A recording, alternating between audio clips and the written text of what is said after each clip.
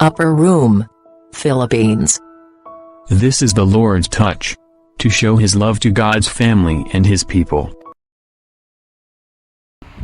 Good day everyone, I'm Sister Jing.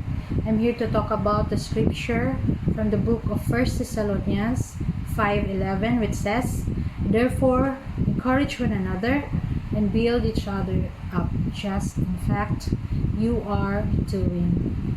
So this verse encompasses a fundamental aspect of our Christian walk, the call to mutual encouragement and edification. So, hindi spiritually healthy sa isang born again na maging loner or introvert. Loner is a person who prefers to be alone and enjoys doing things alone. Before you will raise your bros, hear this. Temporary solitude can be valuable for reflection and prayer, as even Jesus sought time alone with God. What I mean here is prolonged isolation.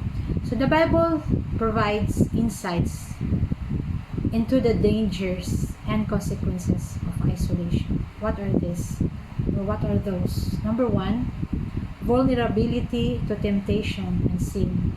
So in Genesis 3, 1-6, in the story of Adam and Eve was alone when the serpent tempted her to eat the forbidden fruit. So, kapag isang tao ay nag-iisa, mas nagiging bukas sila sa posibilidad ng pagkakasala. Kumbaga, there's lack of accountability, wala kang backup. So, number 2, emotional and mental distress, internal struggles. So, 1 Kings 19:3-4, pinapakita sa verse na ito si Eliza kung paano ang pag-isa ay maaring magdulot ng mas intense struggles mentally and emotionally. So, mental at emotional na paghihirap. Number 3, lack of growth and sharpening. Number 4, absence of support and encouragement. Number 5, spiritual isolation from God's people. And number 6, neglect of the body of Christ. So this neglect of the body of Christ, isolation, goes against the biblical teaching that we are all parts of the body of Christ. Tayo, it's needing one another. So alam na natin ang mga panganib at mga consequences ng pag-iisa or pagkakahiwalay mo lang sa mga tao, lalong-lalo na sa mga sisters or brothers and sisters natin in faith. So going to our main verse, therefore encourage one another and build each other up. Ano bang ibig sabihin ng encourage and build each other? So encourage means offer support, no? You will offer support and affirm strengths. Affirm strengths, it's recognizing the strengths and positive qualities of others. So provide hope.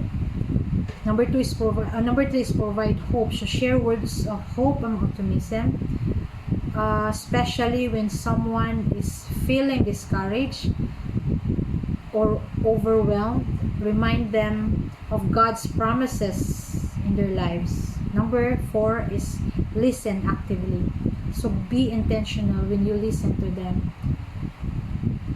And then build each other up. So support growth. Number 2, promote unity. It's understandable.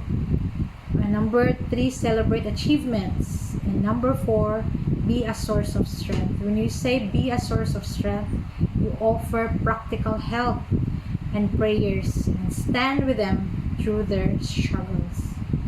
So why are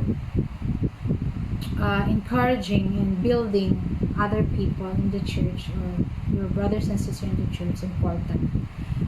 So the first one is strengthen faith. Number 2, to foster unity. And number 3, to be witnessing to the world. So when we comfort and build, or when we encourage and build each other up, we reflect the love of Christ to our watching world. And when we encourage other, encouragement helps us to persevere and to keep our eyes in Jesus and to trust in His promises. So what are the practical ways? There are practical ways to encourage and build one another. Number one is speak words of encouragement. Of course, diba? So be intentional in speaking life-giving words to others. And number two, pray for one another. Prayer is a powerful way to support each other. When we pray for our brothers and sisters in Christ, we invite God's presence and power into their lives. And number three, be present in times of need. So it's understandable, right? So during their trials, their hardship, you show up for one another. Your presence can be a source of encouragement and strength for them. So teach and share the word.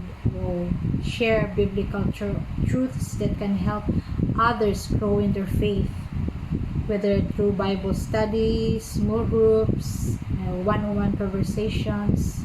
Use God's word to build each other up. And number five, serve one another. When we serve, we build up the body of Christ in tangible ways. These acts of service demonstrate our love and care for each other. So, to end this up, as we think about Paul's advice and support each other, to encourage and support each other, let's promise to be a source of encouragement for those around us. And let's take our job to help and uplift the church, and knowing that doing this honors God and makes His church stronger.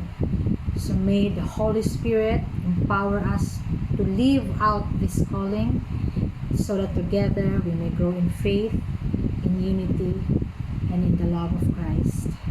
Amen. To God be all the glory.